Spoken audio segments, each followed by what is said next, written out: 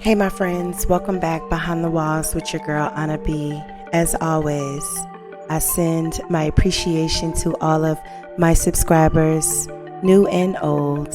I appreciate the love and I am happy to hear that you all are enjoying the content. So I will not hold you up any longer. Let's get into the video.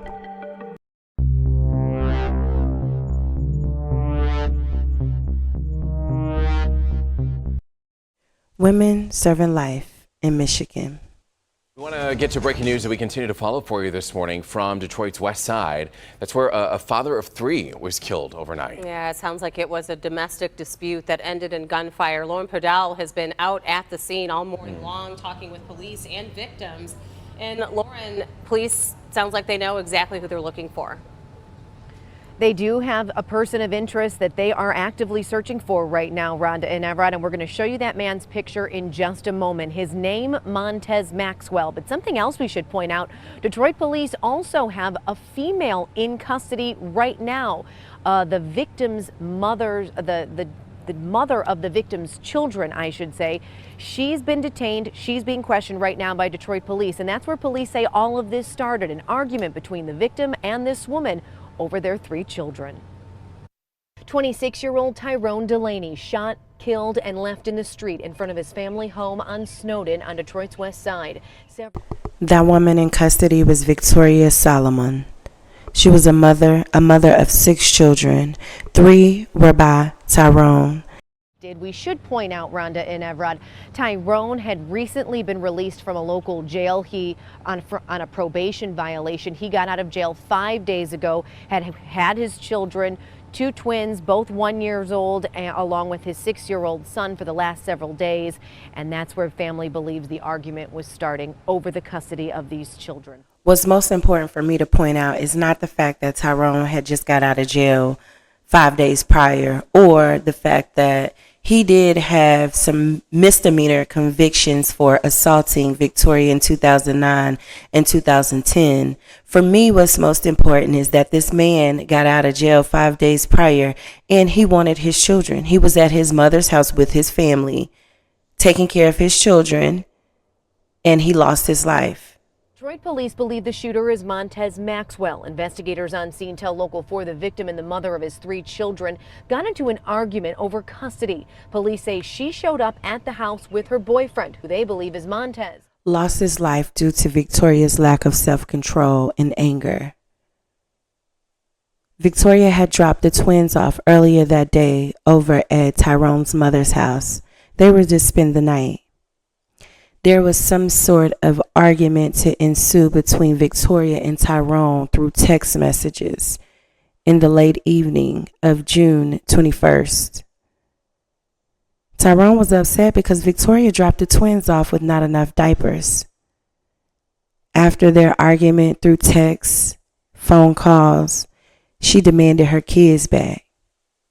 She started calling around looking for a ride so she can go pick her children up.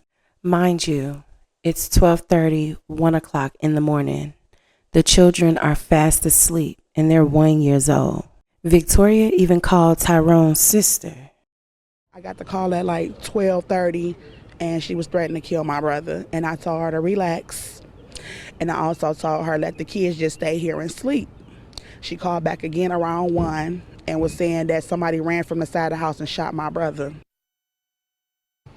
And that's when Tanisha said the argument escalated, got physical, and that's when Montez ultimately pulled out a gun and shot Tyrone up to 5 times in the street right in front of their family home. Blatant disregard for life to shoot this man over diapers.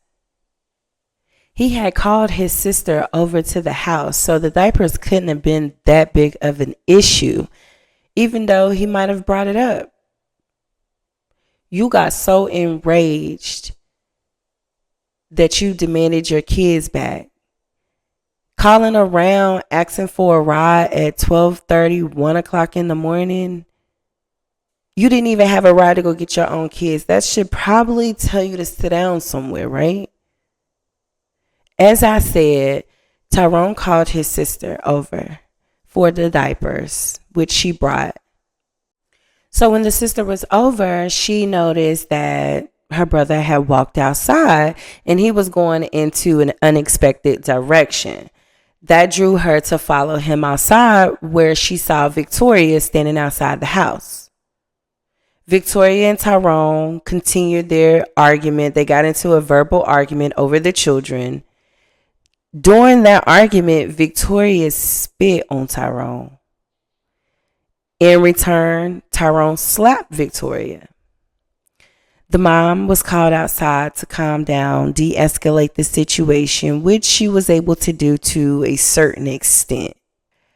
As Tyrone was walking away, Victoria made a statement saying that she was going to get somebody to shoot him.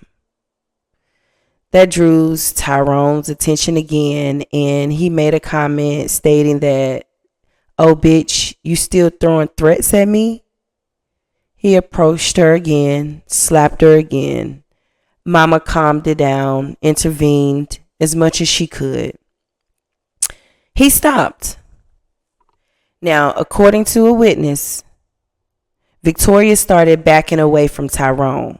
It looked like she was leading him toward the intersection. Tyrone followed Victoria. Victoria suddenly looked at her right, and at that point, Montez emerged from behind a group of bushes. He was dressed in all black and he had a gun drawn. He ran toward Tyrone, reached around Miss Hudson, Tyrone's mother, and fired. Tyrone pushed his mama away and tried to retreat, but he had tripped and fell while he was running. That's when Montez then continued firing bullets into Tyrone as he was on the ground. You heard it, at least 5 bullets in this man. And an autopsy that was done actually found 9 bullets inside his body, and wounds to his face, neck, shoulder, arm, and chest, as well as his back, his hand, and his foot. Several of his siblings, including his sister Tamika, witnessed her brother get gunned down. I was standing right behind him when he was getting shot. But his baby, my son, and his babies was trying to run out the door, and I was really thinking about the babies, trying to throw them back in the house because he was just shooting everywhere after he shot them dead, and I didn't want no babies to get hit. A gun matching the description of a gun Victoria was seen with earlier in the day was located on the scene. That gun had no live rounds of ammunition left in it. As you heard, Montez fled, but later turned himself in and Victoria was arrested there on scene. Montez admitted to shooting Tyrone, but he claimed he did so because Tyrone was fighting with Victoria, and he was aware that he had a violent history with Victoria. Montez also stated that there were a bunch of other people there and they started fighting with him. So he got the gun and shot. And then he said he took off running because he was scared. Victoria and Montez both pled not guilty. They were tried jointly but before separate juries. Montez's jury convicted him of first degree, premeditated murder, and possession of a firearm during the commission of a felony. He was sentenced to consecutive terms of life imprisonment without the possibility of parole, and 2 years imprisonment on the weapons charge. Victoria's jury only found her guilty of the first degree premeditated murder. She was also sentenced to life in prison. I send condolences to the family of Mr. Tyrone, who lost his life so brutally and tragically for absolutely nothing. I send condolences to those children who lost their father and their mother. May his soul rest in peace. Let's give him a moment of silence.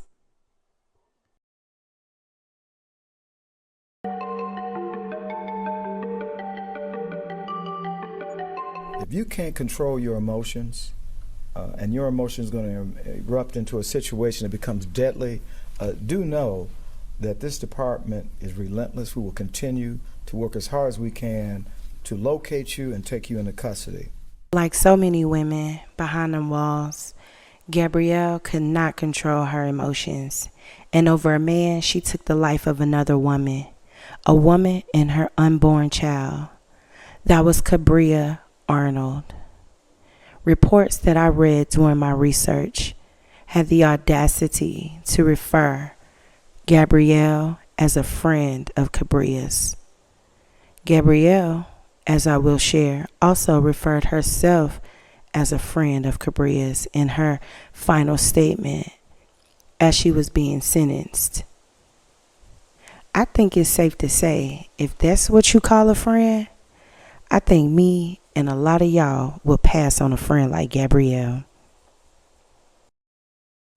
Cabria, a college student and also worked. Sunday, November 10th, 2019, she was supposed to get off work at 11:30 p.m. Coming from a close-knit family, they would always check in, send a text when you get to work, send a text when you clocking out on the way home. This evening, Cabria didn't text. Her family grew worried. They started reaching out to her friends. Nobody had seen Cabria or heard from Cabria. Again, she was supposed to clock out at 11:30. Her dad and her sister decide, let's go to her job. Let's follow her tracks. She didn't work too far from home. Before they even made it to Cabria's workplace, the police had a side street blocked off. They decided to turn down that street. Sadly, they came upon Cabria's car. Not just her car, but a body laying in the street. That was Cabria. Cabria was dead, less than a mile from her job. The 911 call came in from shots of Cabria's death at 11:40 p.m. That's just 10 minutes after she clocked out at 11:30. And to add, the scene didn't give too much to go from. There were no fingerprints, no DNA, no suspects in mind. So of course, investigators started with their normal line of questioning, as they typically would do, speaking to the people most closest to the victim. With Cabria being pregnant, they spoke to the father of Cabria's unborn child. They learned after speaking with this man that he was also involved in a relationship with another woman. That woman was Gabrielle. Now, Gabrielle was spoken to. Her statements weren't solid, and she grew quite suspicious to investigators. She changed her story. She didn't stay on topic, giving unrelated information. Over the course of several days, detectives interviewed Gabrielle a few more times. During one of those conversations, she admitted to being present at the location where Cabria was shot and killed. Switching her story back and forth from she was there and then she wasn't there and then she was there with her boyfriend. Having placed herself on the scene, investigators had enough evidence to arrest Gabrielle with the murder of Cabria and her unborn child. The boyfriend was also arrested. Now, they went through great length to keep this man's name anonymous, but the judge made mention to a man's name. I won't repeat, but it will be played. Formal charges took a while to be filed against Gabrielle, and those charges could have taken longer had it not been for a witness that came forward. She denied involvement, correct? Defense attorney Lillian Diallo trying to show the judge there was no proof that her client, Gabrielle Brantley, gunned down 20-year-old Cabria Arnold and her unborn baby in Detroit last November. Police didn't find any evidence, she said, when they searched the Southfield woman's home. So you didn't find a gun, correct? No gun. You didn't find bullets, right? No bullets. You didn't find a detailed plan, correct? That's correct. You saw no clothing that was of interest, correct? That's correct. Shoes with any blood splatter, correct? That's correct. Prosecutors allege on her way home from work, Brantley, who was involved with the father of Arnold's baby, lured the pregnant 20-year-old to the intersection of Pilgrim and Bentler, where they argued over the pregnancy. Brantley's defense was derailed when a witness testified he looked out the window and saw a woman who resembled Brantley shoot another, not once, but 3 separate times. They shot the person again. After this happens, what's the next thing that you're Car rolled up the street. I noticed the person hide behind the truck, and after the car pulled off, it came from behind the truck and kneeled down over the person and shot him again. On top of that, detectives who interrogated Brantley claim during each line of questioning, her story changed, pointing to the tapes of 3 different interviews. She lies about not being there, and then she is there, and then she's in her boyfriend's car, but then she's in her car, and then she may have picked him up and brought him over there and may have driven him away in his car, her car, because it's so convoluted. Her statement has so many holes. With all of that, the judge felt there was enough evidence to send Brantley to trial. She's involved. And to what degree she's involved, I don't have to make that determination. I just have to make a determination by probable cause that she's involved. And her hands are all over this. Now, since the victim was pregnant, Brantley is facing a charge for intentionally causing miscarriage. She also faces 2 counts of felony firearm. I don't know why her attorney's over there making those faces while Gabrielle is over there semi-smirking, in my opinion. But November 19, 2019, Gabrielle was formally charged with the murder of Gabrielle Arnold and her unborn child. The case didn't make it to trial until 2023, and that's where the prosecution argued that this was nothing but a love triangle gone wrong.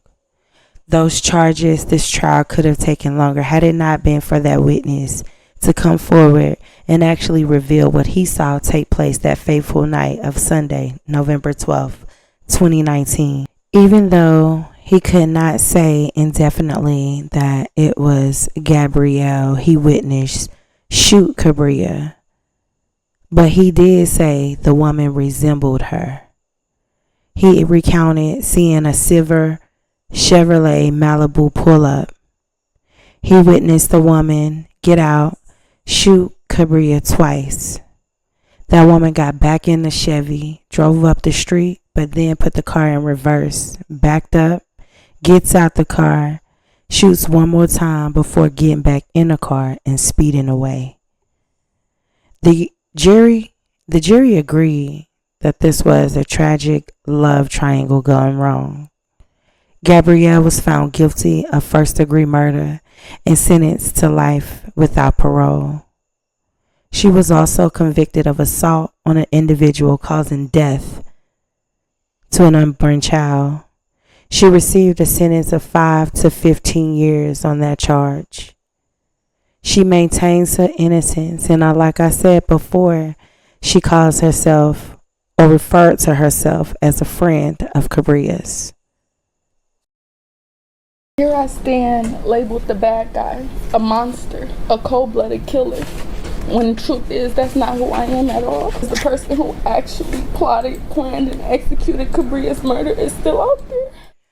The judge definitely had some hard final words for Gabrielle at her sentencing.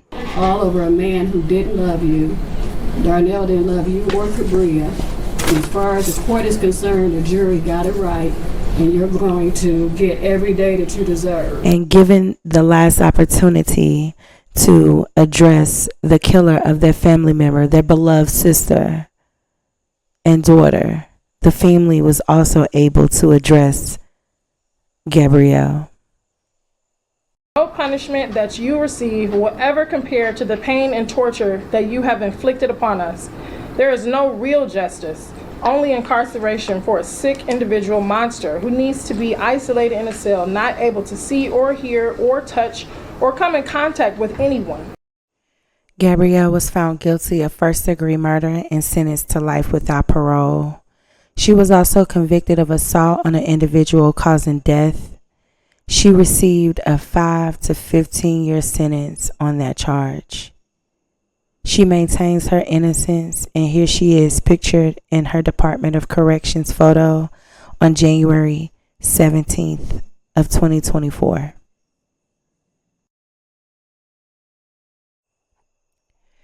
Gabrielle Arnold, born April 15th, 1999 in Detroit, Michigan. Family and friends referred to her as being a loving spirit with a great sense of humor, could make anybody smile, loved learning, and was very athletic.